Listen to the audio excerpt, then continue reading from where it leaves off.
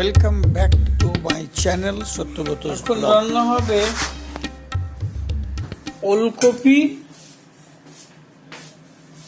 ওলকপি, মিষ্টি কুমড়ো, আলু, চিংড়ি মাছ। কিভাবে হবে দেখিয়ে দিচ্ছি। প্রথমে চিংড়ি মাছগুলোকে নুন হলুদ দিয়ে মাখিয়ে ভাজা হবে, তারপরে কি হবে বলছি। আলু ধুয়েছো? সব ধোয়া, সব পরিষ্কার করে ধুয়ে রাখা আছে। এবার রান্না হবে। চল, প্রথমে আলুটাকে ভাজা হচ্ছে। 4 চামচ তেল নেওয়া হয়েছে। প্রথমে আলুটাকে তেলের মধ্যে নুন হলুদ দিয়েছো? নুন হলুদ দেওয়া হয়নি, এমনি ভাজা হচ্ছে। প্রথমে আলুটাকে ভেজে তুলে নেওয়া হবে, এরপরে মিষ্টি কুমড়োটা ভেজে তুলে নেওয়া হবে। চিংড়ি মাছটাকে নুন হলুদ দিয়ে মাখিয়ে দেওয়া হবে। এটা পড়ছে পেঁয়াজ পড়ে গেল। এবার চিংড়ি মাছটাকে পেঁয়াজ দিয়ে ভালো করে কষা হচ্ছে। হালকা করে ভেজে নেওয়া হচ্ছে, বেশি লাল করা হবে না। নিশ্চয়ই দেখা যাচ্ছে হালকা করে পেঁয়াজের মধ্যে একটু ভেজে নেওয়া হবে। একটু নুন আর একটু হলুদ দিয়ে মাখানো আছে চিংড়ি মাছ। এবার দেওয়া হলো 2-3 টুকরো ক্যাপসিকাম আর 2-3 টুকরো টমেটো পিস করা ছিল। এরপরে পড়ছে আদা বাটা, ওই 1/2 ইঞ্চ মতো আদা বাটা আর একটা টমেটো পেস্ট।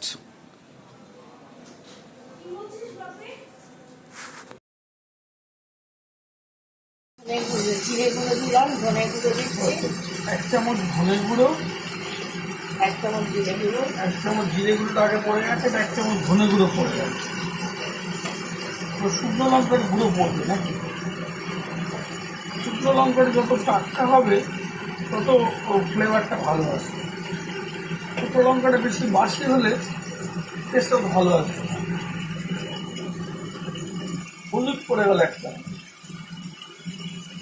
এবার নুন পড়ছে 1 চামচ, পরিমাণ মতো, একটু কম কম করে, বেশি না। আর চিনি পড়ছে 1/2 চামচ মতো, 1/2 চামচ চিনি পড়ে গেল। আর একটু পড়ে গেল, প্রায় 1 চামচ হয়ে গেল।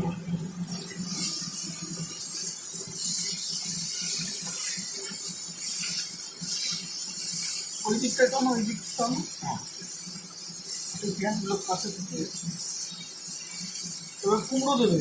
হ্যাঁ, কুমড়োগুলো ভালো করে ধোয়া আছে, ওদের মটরশুঁটিও আছে। কুমড়ো আর মটরশুঁটি পড়ে যাবে। এটা একদিনে শেষ হবে না, এটা 2 দিন ধরে ফ্রিজে থেকে থেকে খাওয়া হবে। কোয়ান্টিটি অনেক বেশি হয়ে গেছে।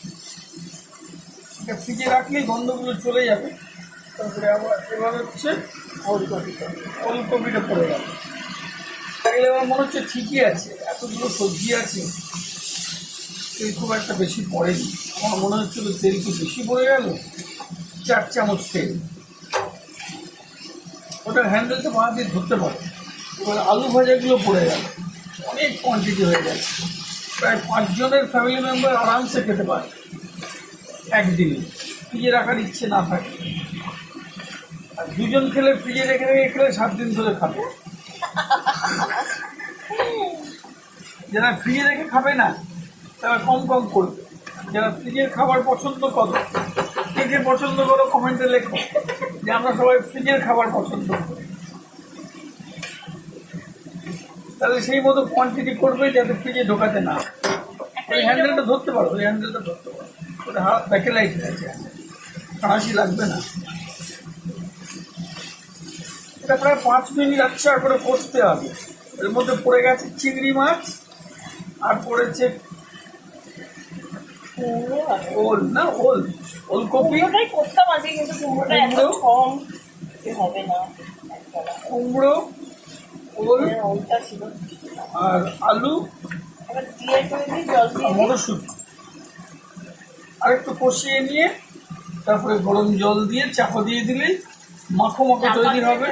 প্রেশারে প্রেশারে যাবে, ওইটা প্রেশারে করতে হবে।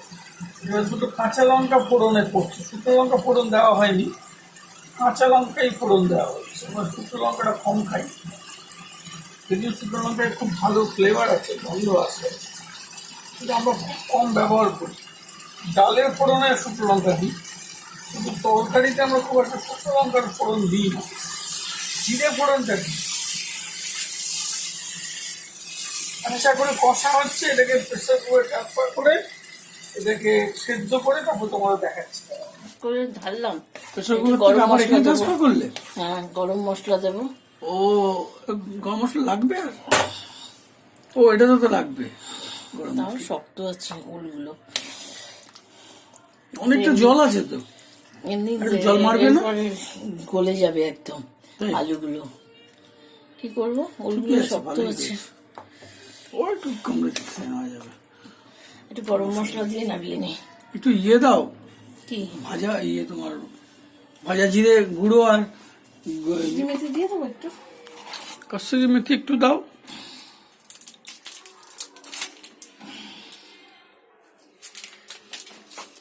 এটা গরম মশলা যাচ্ছে, সানরাইজের গরম মশলা। অনেক দিয়ে দিয়েছে, ব্যাস। এবার যাবে কাশ্মীরি লঙ্কার গুঁড়ো আর কসুরি মেথি। আর কিছু কসুরি মেথি দেবো না, থাক। তাহলে থাক, এই এনাফ, কমপ্লিট হয়ে গেছে। চলো, এটা হচ্ছে ওলকপি চিংড়ি, ওলকপি মিষ্টি কুমড়ো চিংড়ি।